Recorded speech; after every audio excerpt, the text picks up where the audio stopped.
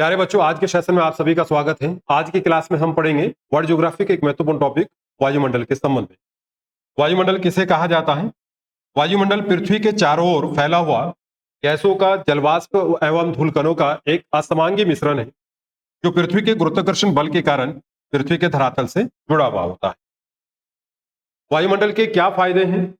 वायुमंडल सूर्य से आने वाली लघु विकिरण के लिए पारग में होता है, अर्थात पारदर्शी होता है। ये सूरज से आने वाली लघु किरणों को, लघु तरंगों को, लघु विकिरण को पृथ्वी के धरातल तक पहुंचने देता है, जबकि परावर्तित होकर के जाने वाली दीर्घ विकिरण के लिए अपारग में या अपारदर्शी होता है।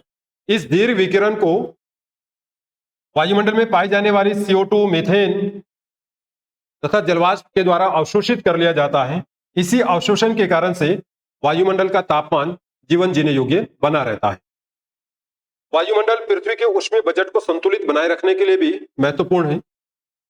वायुमंडल का संगठन, वायुमंडल किन किन गैसों से मिलकर के बना है? वायुमंडल में सर्वाधिक मात्रा नाइट्रोजन गैस की है। नाइट्रोजन गैस का प्रतिशत 78% है। नाइट्रोजन गैस की उपस्थिति के क्या महत्वपूर्ण लाभ हैं? नाइट्रोजन गैस की उपस्थिति से हमें वायुदाब का आभास होता है, पवनों की चलने का आभास होता है या पवनों की शक्ति का आभास होता है, प्रकाश परावर्तन का आभास होता है। इसके अतिरिक्त नाइट्रोजन गैस वस्तुओं को तेजी से जलने से रोकती है। नाइट्रोजन के बाद सर्वाधिक पाई जाने वाली दूसरी गैस ऑक्सीजन है। ऑक्सीजन का वायुमंडल में प्रतिशत 21% है। ऑक्सीजन को जीवनदायिनी गैस के नाम से जाना जाता है।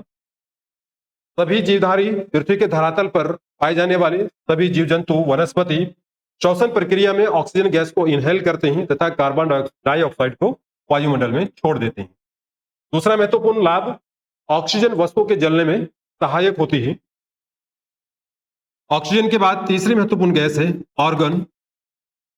आर्गन गैस का वायुमंडल में प्रतिशत 0.93%। आर्गन के बाद CO2 का वायुमंडल में प्रतिशत 0.03%। ये वायुमंडल की सबसे भारी गैस है जो धरातल के सबसे निचले स्तर पर पाई जाती है। CO2 का महत्वपूर्ण कार्य है, ये पृथ्वी से परावर्तित होकर के जाने वाली दीर्घ विकिरण को अवशोषित करती है तथा पृथ्वी के तापमान को बढ़ाने में सहायक है। CO2 की उपस्थिति के कारण ही पृथ्वी का तापमान जीवन जीने योग्य बना रहता है। साथ ही इसमें महत्वपूर्ण भूमिका में जलवाष्प तथा मीथेन अन्य गैसें भी हैं जो ग्रीन हाउस गैसेज कहलाती हैं। ग्रीन हाउस गैसों में अत्यधिक वृद्धि के कारण से पृथ्वी के जलवायु में परिवर्तन होता है।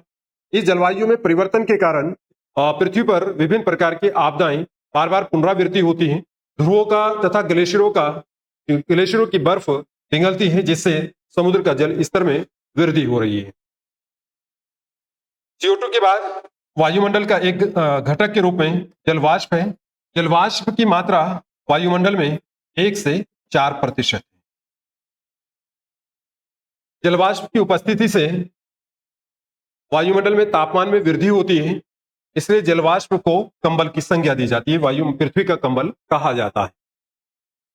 इनके अतिरिक्त वायुमंडल में हाइड्रोजन, हीलियम, नियोन, जिनोन आदि अन्य गैसें भी होती हैं जिनका प्रतिशत बहुत कम होता है। अब हम पढ़ेंगे तापीय विशेषता के आधार पर वायुमंडल की विभिन्न परतें।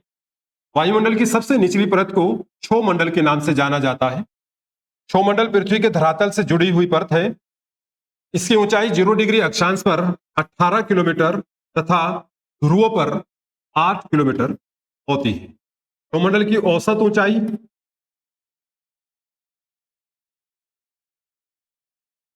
14 किलोमीटर। क्षोमंडल में ऊंचाई के साथ साथ तापमान में कमी आती है और ये कमी 165 मीटर ऊपर जाने पर 1 डिग्री सेल्सियस की होती है, जो 1 किलोमीटर पर लगभग 6.5 डिग्री सेल्सियस होती है। क्षोमंडल में सभी मौसम संबंधी प्रक्रियाएं घटित होती हैं, जैसे वाष्पीकरण, संघनन, बादलों का बनना, हिमवृष्टि, इसके साथ चक्रवात, सुनामी आदि सभी मौसम संबंधी घटनाएं क्षोमंडल में घटित होती हैं। क्षोमंडल की ऊपरी सीमा को ट्रोपोस्पोज के नाम से जाना जाता है। ट्रोपोपोज के नाम से जाना जाता है। ट्रोपोपोज समताप मंडल को क्षोमंडल से अलग करता है। आप पढ़ेंगे समताप मंडल के संबंध में। समताप मंडल वायुमंडल की दूसरी महत्वपूर्ण परत है। समताप मंडल की ऊंचाई 50 किलोमीटर है। इस परत में 20 किलोमीटर की ऊंचाई पर तापमान समान होता है, समान ताप पाया जाता है।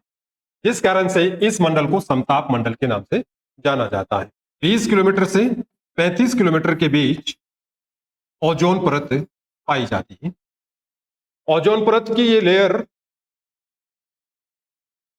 इस यहां पर आप देख सकते हैं कि ओजोन परत समताप मंडल के अंतर्गत स्थित है। ओजोन परत पृथ्वी पर आने वाले पराबैंगनी किरणों को अवशोषित कर लेती है तथा पृथ्वी के धरातल पर पहुंचने से रोक देती है। ओजोन परत को पृथ्वी का सुरक्षा कवच के नाम से भी जाना जाता है। समताप मंडल की ऊपरी सीमा को स्ट्रेटोपोज के नाम से जाना जाता है।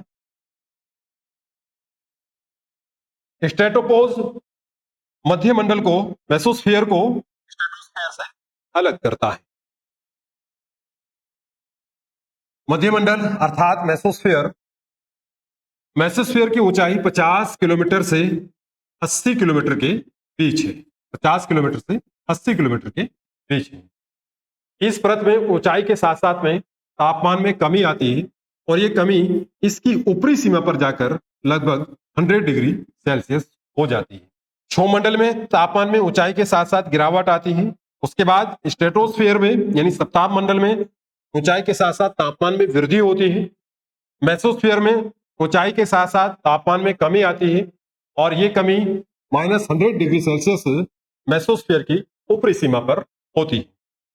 100 डिग्री सेल्सियस वायुमंडल का सबसे निचला तापमान है, यानी मेसोस्फीयर की ऊपरी सीमा पर -100 डिग्री सेल्सियस का तापमान वायुमंडल का सबसे निम्न ताप है। इस परत में उल्कापिंड जो पृथ्वी की ओर आते हैं वो जल करके नष्ट हो जाते हैं।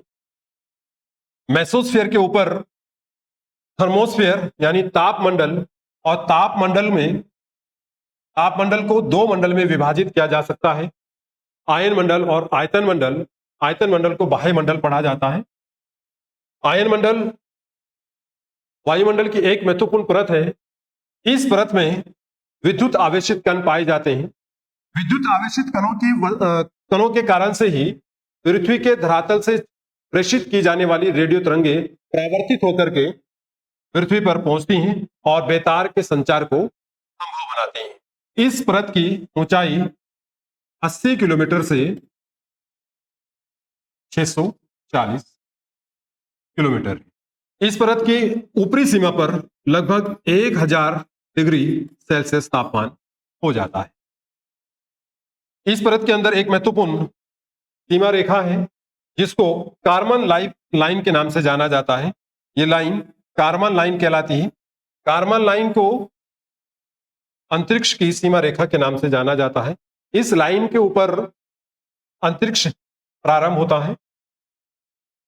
पृथ्वी के धरातल से 100 किलोमीटर की ऊंचाई पर कारमन लाइन जो एक काल्पनिक लाइन है, इसके ऊपर अंतरिक्ष माना जाता है। इसके बाद बाह्य मंडल वायुमंडल की सबसे बाहरी परत है जिसको आयतन मंडल के नाम से भी जाना जाता है। 140 किलोमीटर के ऊपर बढ़ते हुए यह परत अंतरिक्ष में विलीन हो जाती है। इस परत में मुख्य रूप से हाइड्रोजन और हीलियम गैसों की प्रधानता होती है। हाइड्रोजन गैस वायुमंडल की सबसे हल्की गैस है। आज के सेशन में हम इतना ही रखते हैं।